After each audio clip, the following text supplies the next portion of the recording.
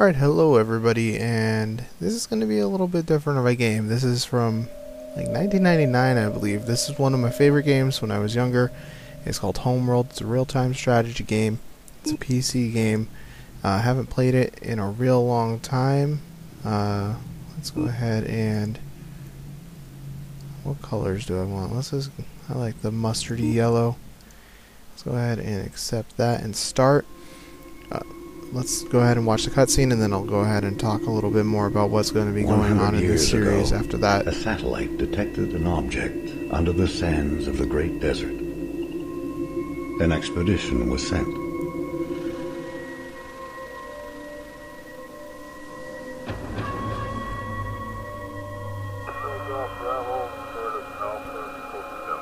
An ancient starship buried in the sand.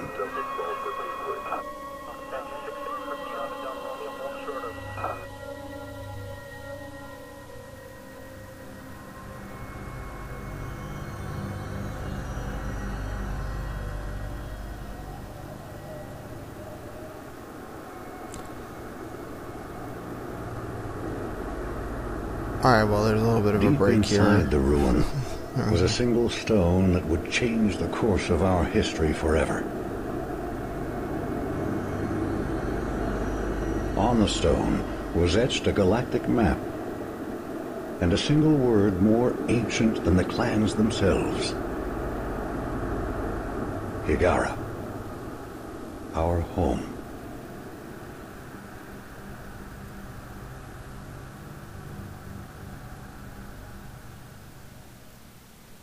Well, I think the cutscene's done here for a second.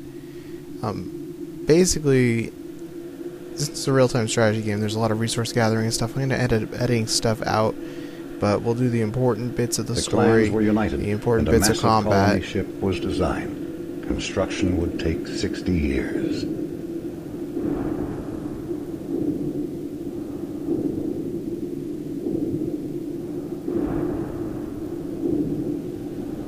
It would demand new technologies, new industries, and new sacrifices.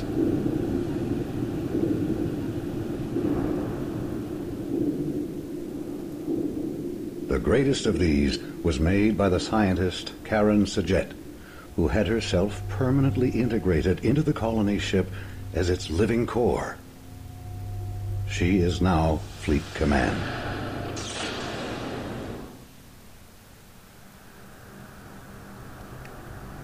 The promise of the guide stone united the entire population. Every mind became focused on the true origin of our people. Every effort on the construction of the ship that would seek it out among the stars.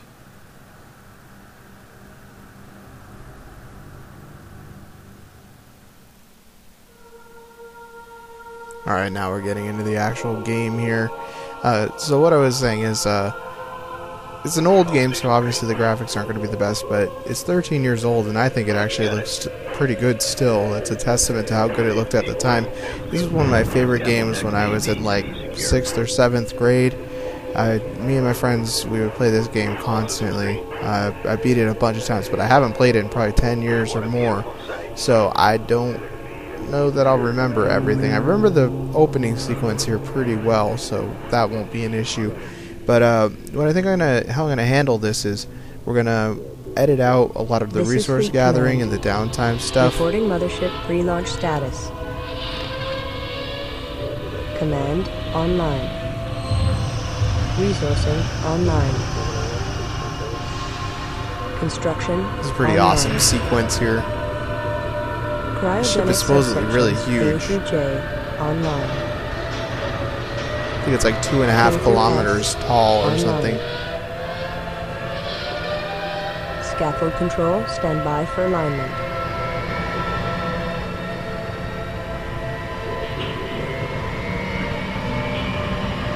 Part of the reason I broke this out is because I was playing Halo Combat Anniversary, or Halo Combat Evolved Anniversary Edition, I should say. And I saw the Pillar of Autumn, and it just reminded me of some of the frigates in this game, and it really made me want to play it again.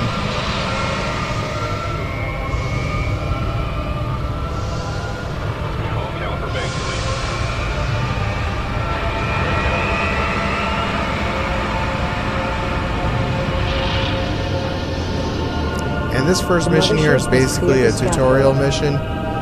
We are going to go ahead and go through this whole thing because I know a lot of you probably haven't played this game. Some of you have, a lot of you haven't. So I want to kind of just go over the basics of how everything works in this game.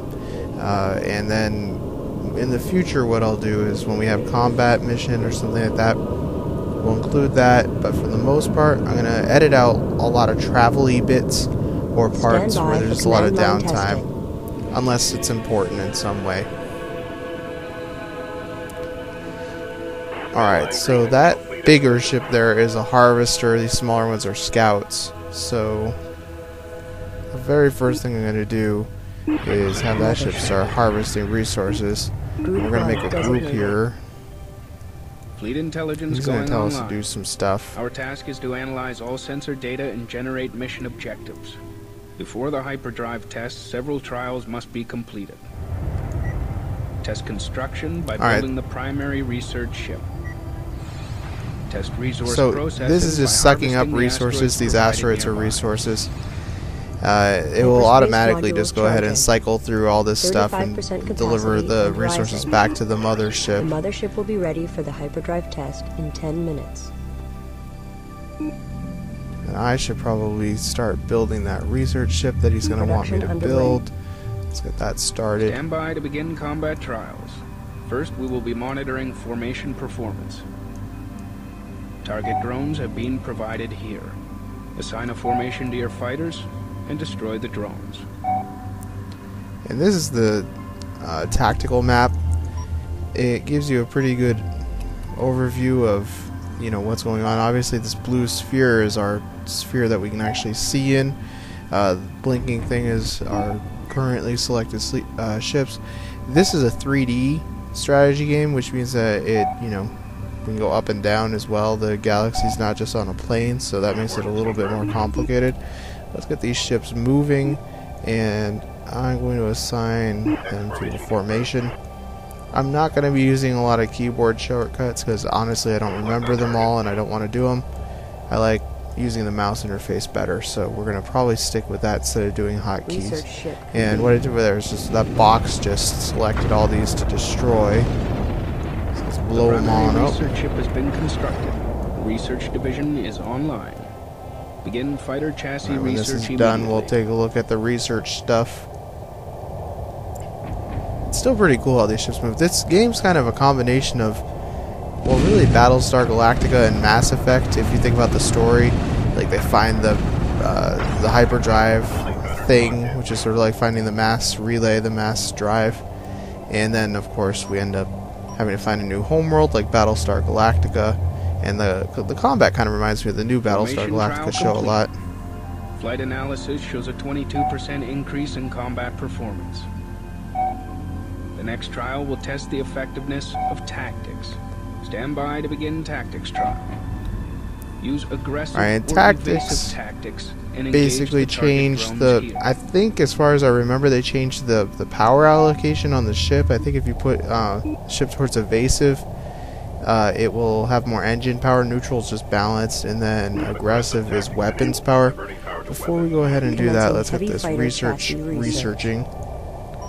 So we'll have more stuff to use. And let's move these guys over here and wait until we see our enemies. The probe things in this case. Alright, that means that the harvester is done harvesting everything that's in this area here, so this is going to go park itself again. Look how those ships move. That's actually still pretty cool. I like the way that they handle themselves here. I'm probably going to actually retire these ships, and because we're going to have fighters, better ships coming up. These are just scouts. They're not very heavily armored or armed compared to the interceptors, so once this is done I think we'll retire these so we can get some of our money back for them, our space bucks. Alright, let's go retire these guys.